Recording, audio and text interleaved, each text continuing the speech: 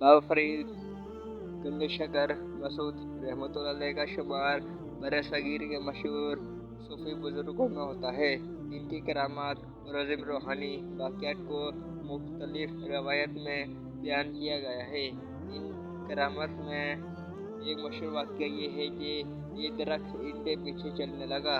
ये वाक़या न सिर्फ इनकी अजमत का इजहार करता है बल्कि एक सूफी के अल्लाह के साथ गहरे ताल्लुक़ और अल्लाह की कुदरत का सबूत भी है। बाबा फरीद गंज शकर रहमतुल्लाह अलैह 1173 ईस्वी में अफगानिस्तान के कस्बा कोतवाल में पैदा हुए। आप चिश्ती सिलसिला के अजीम सूफी बुजुर्ग हज़रत ख्वाजा कुतुबुद्दीन मुख्तियार काकी रहमतुल्लाह अलैह के मुरीद और इनके खलीफा थे। आपने अपनी ज़िंदगी के इब्तिदाई साल ज़ैद वक्ती में गुजारे और इल्म दीन हासिल करने में गुजारी। बाद में आपको अपने पीर मुर्शिद के हुक्म पर तबलीग दीन के लिए हिंदुस्तान के मुख्तलिफ इलाकों में भेजा गया। बाबा फरीद गंज शकर का मकसद लोगों को अल्लाह की राह पर लगाना और उनके दिलों को अल्लाह की मोहब्बत से भरना था। वो अल्लाह के नेक बंदों में से थे जिन्हें अल्लाह की तरफ से खास रूहानी क़ुव्वतें अता की गई थी। ये क़ुव्वतें करामात कहलाती हैं और ये सिर्फ अल्लाह के नेक बंदों को अता की जाती है। बाबा फरीद गंज शकर रहमतुल्लाह अलैह के साथ मंसूब एक मशहूर वाक़या बयान किया गया है जिसमें दरख्त इनके पीछे चलने लगा। ये वाक़या इनकी करामात और अल्लाह के साथ इनके ताल्लुक़ को वाज़ेह निशानियों में से एक है।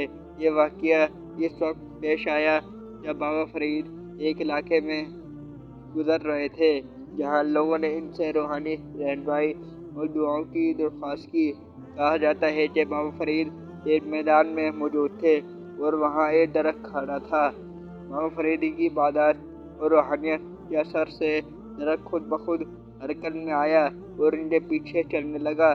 ये मंजर देखकर लोग हैरान रह गए और उन्होंने इसे बाबा फरीद की करामत के तौर पर कबूल किया। इस्लाम में करामत को तस्लीम किया गया है और कुरान और हदीस में मुख्तलिफ वाक़यात बयान किए गए हैं जिनमें अल्लाह के नेक बंदों को गैर मामूली ताकतें अता की गई हैं। करामत को इस्लाम में एक ऐसी रूहानी हकीकत माना जाता है जो अल्लाह की कुदरत से होती है और ये सिर्फ इसके नेक बंदों के ज़रिए ज़ाहिर होती है।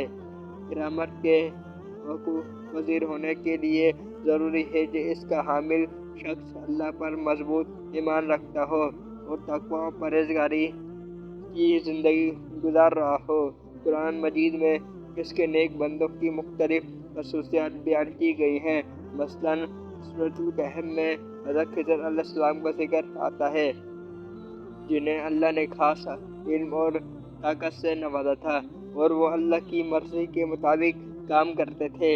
इसी तरह हज़रत मरियम अलैहिस्सलाम के साथ भी एक गैर मामूली वाक़या बयान किया गया है जब अल्लाह ने इनके लिए खजूर के दरख्त को झुका दिया ताकि वो ताज़ा खजूरें हासिल कर सकें। हदीस में भी करामत का जिक्र मौजूद है। हज़रत साद बिन अबी वक़ास रज़ियल्लाहु अन्हु से रवायत है कि रसूलुल्लाह सल्लल्लाहु अलैहि वसल्लम ने फरमाया, मोमिन की दुआ अल्लाह के नज़दीक बहुत ज़्यादा कदर कीमत रखती है और अल्लाह इसके ज़रिए मोमिन की मदद करता है।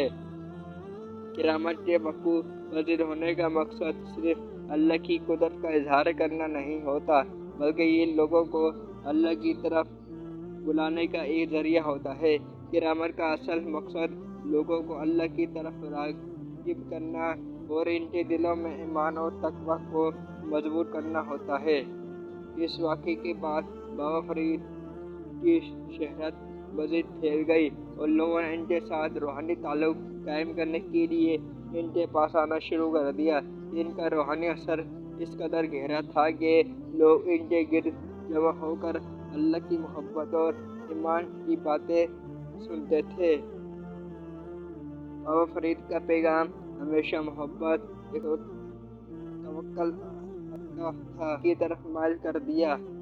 इस्लामी अक़ाइद के मुताबिक करामत को अल्लाह की निशानी के तौर पर तस्लीम किया जाता है लेकिन इसे معجزے کے درجے میں نہیں رکھا جاتا۔ کرامات صرف اللہ کے نیک بندوں کے ذریعے ظاہر ہوتی ہے، جبکہ معجزہ انبیاء کرام کے ذریعے ظاہر ہوتا ہے۔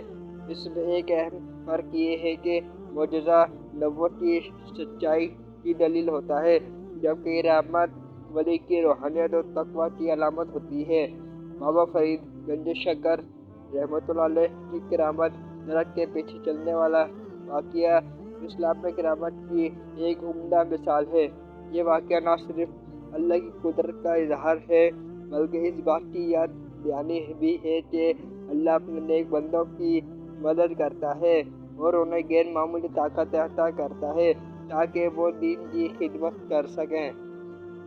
کرامت کا روحانی مفہوم یہ ہے کہ اللہ کے نیک بندے اس دنیا میں اللہ کی مرضی کے مطابق کام کرتے ہیں اور ان کا مقصد صرف اللہ کی رضا حاصل کرنا ہوتا ہے۔ جب ایک ولی اللہ کی محبت اور اللہ کے ذکر میں مشغول رہتا ہے تو اللہ اس کو اپنی طرف سے ایسی قوت عطا کرتا ہے جو دنیاوی قوانین کے ماورا ہوتی ہے۔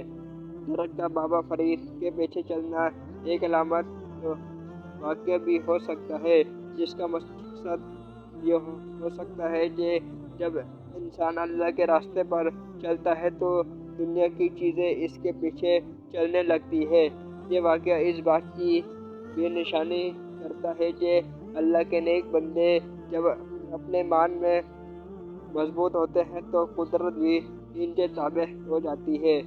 بابا فرید گنج شکر رحمۃ اللہ علیہ کی کرامت کا پیغام واضح ہے کہ ایک مومن کا مقصد ہمیشہ اللہ کی رضا حاصل کرنا ہونا چاہیے۔ اگر انسان اپنی زندگی میں اخلاص، عبادت اور تقویٰ کو اپنا لے تو اللہ کی مدد اس کے ساتھ ہوتی ہے اور وہ غیر معمولی طاقتوں کا حامل بن سکتا ہے۔